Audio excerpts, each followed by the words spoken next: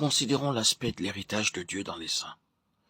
Dans Ephésiens 1,18, il nous est dit « Ayant les yeux de votre cœur illuminés, afin de connaître la richesse de la gloire de son héritage dans les saints. » Qu'est-ce que l'héritage de Dieu dans les saints?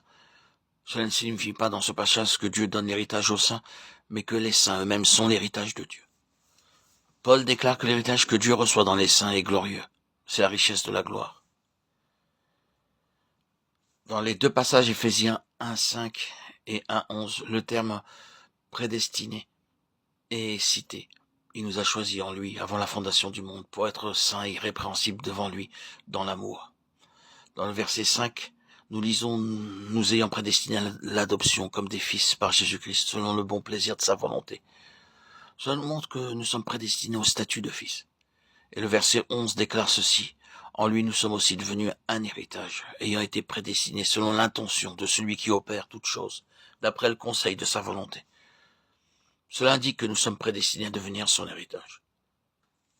Ainsi, les choses citées dans les versets 5 et 11, tout en étant différentes, sont cependant liées l'une à l'autre. D'éternité en éternité, Dieu a un plan. Il veut des fils. Un grand nombre de chrétiens ne considèrent pas assez la grandeur de cette question des fils. Cependant, nous savons que, par l'Écriture, le dessein de Dieu, c'est d'obtenir des fils et que son plan est en relation avec les fils. Deux passages suffiront à le démontrer. Parce que vous êtes fils, Dieu a envoyé dans vos cœurs l'esprit de son Fils, lequel crie « Abba, Père » Galates 4,6. Ce verset nous dit que Dieu met l'esprit de son Fils en nous, afin que nous soyons fils. Et il convenait en effet que celui pour qui et par qui sont toutes choses, et qui voulait conduire à la gloire beaucoup de fils. Hébreux 2,10. Ce passage de l'Écriture révèle que lorsque le dessein de Dieu s'accomplira, il y aura beaucoup de fils dans la gloire, car le Fils bien-aimé de Dieu les introduira dans cette gloire.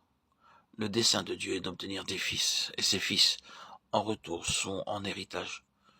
Pour cette raison, Dieu nous révèle dans le chapitre 1 des Éphésiens que d'autre part, il nous a prédestinés à être des fils, et que d'autre part, il aura son héritage en eux. Que signifie l'héritage de Dieu? L'héritage de Dieu, c'est tout ce qui lui appartient. Dieu a prédestiné les saints à être sa portion d'héritage, aussi bien que ses fils.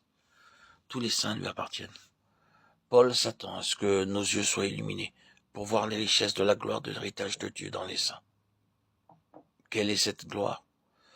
Tout simplement être semblable à Dieu, pouvoir le glorifier. C'est ce qu'il désire.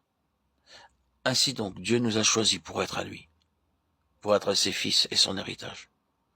Que le Seigneur ouvre nos yeux afin que nous puissions saisir combien cela est glorieux. Dieu veut que nous comprenions que nous ne devons pas seulement le connaître lui-même, mais également que nous devons connaître son œuvre, son plan et son dessein. Une telle connaissance nécessite la vision de ce dessein. Sans vision, tout ce que nous voyons est partiel et temporaire.